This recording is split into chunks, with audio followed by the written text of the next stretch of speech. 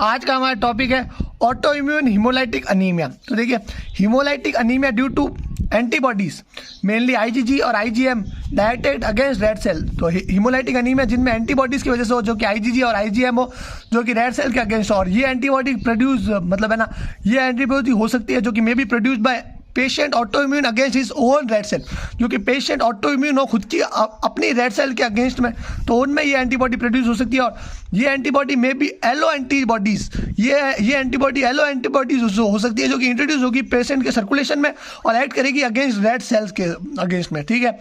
और these may be produced by patient and directed against allo antibodies red cell antigen.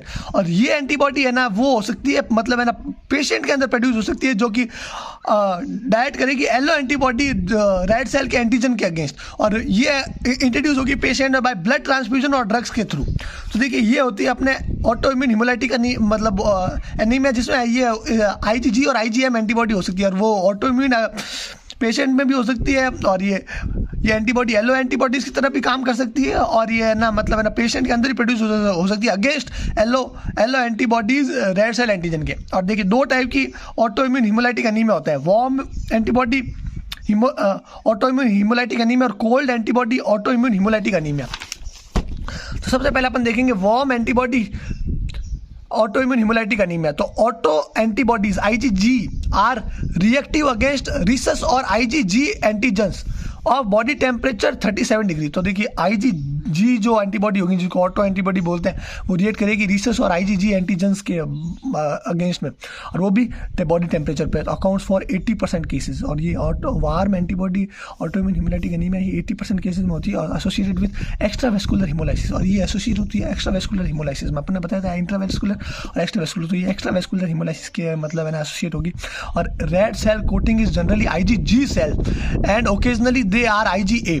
और जो red cell की coating होगी वो आईजीजी क्लास से होगी, और कभी कभी वो आईजीए भी हो सकती है। वार्म एंटी ग्लूटीन और वार्म एंटी ग्लूटीन आईजीजी होते हैं। तो देखिए, अब पैथोजेनेसिस अभी किस तरह से अफेक्ट करती है। तो देखिए, IgG antibody attach to red cell at 37 degree centigrade. अब आईजीजी एंटीबॉडी आई और उसने रेड सेल के साथ अटैच हो गई 37 डिग्री सेंटीग्रेड पे, leaving their FC portion sticking out.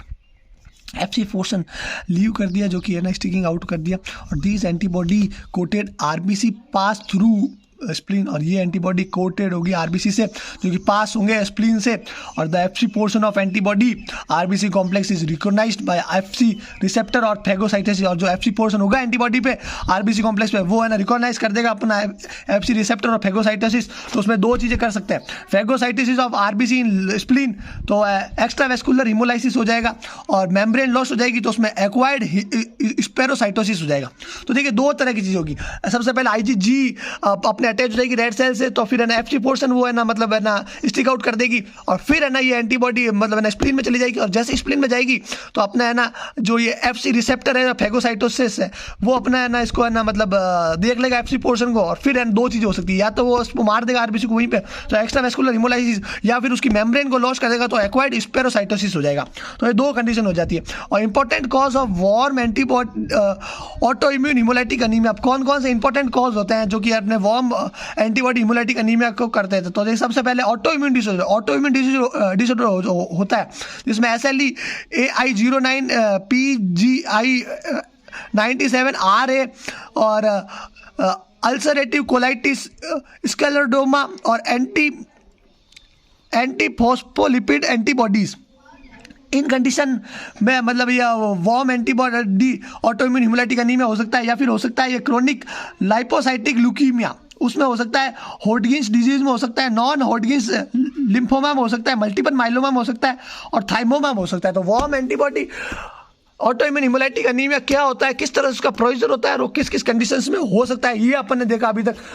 और देखिए, ये मतलब आईजीए के कारण ही होता है मेनली। तो अब अपन दूसरा देखेंगे, कोल्ड एंटीबॉडी हिमोलाइटिक अनीमिया। तो देखिए, इसमें क्या होता है, auto antibodies are reactive at 4 degree centigrade. तो इसमें ऑटो एंटीबॉडी होगी जो कि 4 डिग्री सेंटीग्रेड रिएक्ट होगी, अकाउंट्स फॉर 20% केस। और auto antibody auto immune haemolytic anaemia जो कि है ना 20% केसेस के लिए होगा, और हिमोलाइसिस अंडर 2 कंडीशन, और 2 कंडीशन में हिमोलाइसिस होगी। पहले होगा कोल्ड एंटीग्लूटिन डिजीज। अब देखिए कोल्ड एंटीग्लूटिन डिजीज में क्या होगा, एंटीबॉडीज आर IgM टाइप। अब इसमें एंटीबॉडी IgM टाइप होगी, उसमें IgG था और ओकेजनली IgA होता है। और कोल्ड एंटीग्लूटिन डिजीज में IgM टाइप की एंटीबॉडी होगी which bind to red cell best at 4 degree centigrade, जो कि रेड सेल से बाइंड होगी 4 डिग्री सेंटीग्रेड पे। एक्स्ट्रा वेस्कुलर हिमोलाइसिस अकर्स होगा, और उसमें एक्स्ट्रा वेस्कुलर हिमोलाइसिस होता है। और best haemolysis occur due to fixation of RBC IgM-C3। और ये बट जो हिमोलाइसिस होता है occur due to fixation of RBC IgM-C3 की वजह से होता है। और पैथोजेनेसिस क्या होता है, अब IgM antibody direct against the 1 antigen of RBC। 1 antigen तो RBC होगा, उसमें है ना अपने IgM उसके मतलब है ना डायरेक्ट होगी, तो फिर बाइंड होगी 1 antigen of RBC at 4 degree centigrade. तो ये IgM बाइंड हो जाएगी 1 antigen of RBC 4 degree centigrade पे, फिर फिक्स कॉम्प्लीमेंट ऑन RBC। तो अब है ना कॉम्प्लीमेंट फिक्स हो जाएगा, जिसको अपन ट्रांजिशन रिएक्शन बोलते हैं। फिर 3CB react as on an osponin, और 3CB रिएक्ट होगा ऑस्पोनिन में, और it enhance the phagocytosis of RBC in phagocytic system of liver and spleen. और ये इनहांस कर देगा फेगोसाइटोसिस RBC की, और ये फेगोसाइटिक सिस्टम में जो कि लीवर और स्प्लीन में होगा, और इससे एक्स्ट्रा वेस्कुलर हिमोलाइसिस हो जाएगी। अब देखिए क्या हुआ यहाँ पे, सबसे पहले IgM एक एंटीजन की मतलब है ना RBC के एक एंटीजन से बाइंड हो गया, और मतलब है ना 4 डिग्री सेंटीग्रेड पे, फिर कॉम्प्लीमेंट बन गया RBC पे, और फिर 3CB एक्ट होगा वो है ना एक्ट होगा ऑप्सोनिन की तरह, और ये ना इनहांस करेगा फेगोसाइटिस रेड सेल की फेगोसाइटिस सिस्टम में लीवर और स्प्लीन में, और इससे एक्स्ट्रा वेस्कुलर हिमोलाइसिस हो जाता है। और दूसरा है अपने cold antibody auto immune haemolytic anaemia का जो दूसरा मतलब है कंडीशन है, वो हो गई पैराऑक्सिमल कोल्ड हीमोग्लोबिनूरिया PCH। तो इसमें क्या होता है, antibody react with RBC at 0 to 4 degree centigrade. अब एंटीबॉडी रिएक्ट होगी RBC के साथ 0 से 4 डिग्री सेंटीग्रेड पे, और these the antibody are of IgG class also known as Donath Landsteiner antibody. और जो यहाँ पे एंटीबॉडी होगी IgG क्लास की होगी, और इसको अपन डोनार्थ लैंगस्टर एंटीबॉडी बोलते हैं। और देखिए इंट्रावेस्कुलर हिमोलाइसिस हो जाएगा इसमें। तो देखिए यहाँ पे ये क्वेश्चन यहाँ पे डायरेक्ट ही आएगा कि अपना पैराऑक्सिमल कोल्ड हीमोग्लोबिनूरिया में है ना ये मतलब कौन सी एंटीबॉडी होती है, ये डायरेक्ट अपने MCQ में क्वेश्चन आता है। तो ये एंटीबॉडी होगी IgG क्लास की, और इसको बोलते हैं डोनार्थ लैंगस्टर एंटीबॉडी, और जो कि इंट्रावेस्कुलर हिमोलाइसिस होगा इसके अंदर, और 0 से 4 डिग्री पे बीच में होगी। और इसमें अब पैथोजेनेसिस क्या है, IgG जो एंटीबॉडी होगी जिसको अपन डोनार्थ लैंगस्टर बोलते हैं एंटीबॉडी बोलते हैं, वो डायरेक्ट हो जाएगी P एंटीजन ऑफ RBC के साथ, और फिर ये P एंटीजन ऑफ RBC के साथ बाइंड कर जाएगी 4 डिग्री पे, और फिर एंटीबॉडी कॉम्प्लेक्स बन जाएगा of red blood cell activates complement, ये कॉम्प्लीमेंट को एक्टिवेट कर देगा, और large amount of membrane attach complex MAC forms, और फिर लार्ज अमाउंट ऑफ जो है ना मेम्ब्रेन अटैच हो जाएगी मतलब है ना MAC कॉम्प्लेक्स है, और फिर डिस्ट्रॉय कर देगी रेड सेल को डायरेक्टली इन ब्लड वेसल्स, और ये रेड सेल को डायरेक्टली ब्लड वेसल में डिस्ट्रॉय कर देगी, और इंट्रावेस्कुलर हिमोलाइसिस हो जाएगा। अब क्लिनिकल फीचर क्या है अपने cold antibody auto immune haemolytic anaemia के, तो सीवियर अनीमिया हो जाता है, और इसमें है ना रैथ्रॉइड फिनोमिना हो जाता है, और हीमोग्लोबिनूरिया और या फिर हीमोग्लोबिनूरिया हो जाएगा, या फिर है ना cyanosis affect the cold expose region such as tips of nose, ears, fingers या टोज। तो ये इस तरह का हो जाता है। तो ये अपन ने देख लिया पूरा कोल्ड एंटीबॉडी में। देखिए कोल्ड एंटीबॉडी में अपन क्या क्या जाना। सबसे पहले अगर मैं आपको ओवरव्यू दूं, क्योंकि देखिए इन टॉपिक्स का ओवरव्यू जरूरी होता है।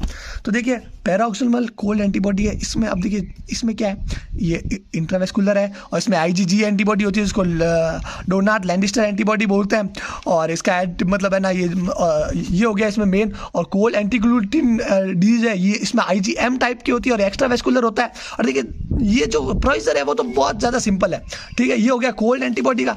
और अपने अब आ जाते हैं अपन वार्म एंटीबॉडी में, तो उसमें IgG होती है, बट उसमें डोनार्थ लैंगस्टर एंटीबॉडी तो अपन पैराऑक्सीमल कोल्ड है, हीमोग्लोबिनूरिया को ही बोलते हैं। तो देखिए यहाँ पे भी IgG एंटीबॉडी होगी और यहाँ पे एक्स्ट्रा वेस्कुलर हिमोलाइसिस होगा। तो देखिए अपन ने क्या देखा, वार्म एंटीबॉडी AIHM में तो होता है एक्स्ट्रा वेस्कुलर, और कोल्ड में इंट्रा भी होता है और एक्स्ट्रा भी होता है। और इंट्रा किस में होता है, कोल्ड अग्लूटिनिन डिजीज में होगा एक्स्ट्रा, और इंट्रा होगा पैराऑक्सीमल कोल्ड हीमोग्लोबिनूरिया में इंट्रावेस्कुलर होगा। और यहाँ पे जहाँ पे कोल्ड हीमोग्लोबिन डिजीज है उसमें IgM टाइप की यूज हो रही है, और पैराऑक्सीमल कोल्ड हीमोग्लोबिनूरिया में IgG हो रही है, और जो वार्म वाली उसमें IgG भी हो रही है और एक्स्ट्रा वेस्कुलर है, ठीक है। और यही सब है, और ये ना कॉजेज वगैरह थोड़े हैं। तो ये हो गया अपना पूरा ऑटो इम्यून हिमोलाइटिक अनीमिया। कुछ नहीं है, 2 प्रकार की है, और इसमें भी ये ना कोल्ड भी 2 प्रकार की है, उसमें IgM यूज करते हैं, और इसमें एक्स्ट्रा वेस्कुलर होता है, उसमें 2 प्रकार की है, कोल्ड अग्लूटिनिन और एक होता है पैराऑक्सीमल और कोल्ड अग्लूटिनिन में होगा IgM होगा और ये एक्स्ट्रा वेस्कुलर होगी, और पैराऑक्सीमल है उसमें IgG होगा पर वो इंट्रावेस्कुलर होगी। तो यही अपन ने देखा पूरा, और प्रोसीजर्स वगैरह सब समझ लिया अच्छे से। तो अब अपना अगला टॉपिक आएगा हेरिडिटरी हिमोलाइटिक अनीमिया।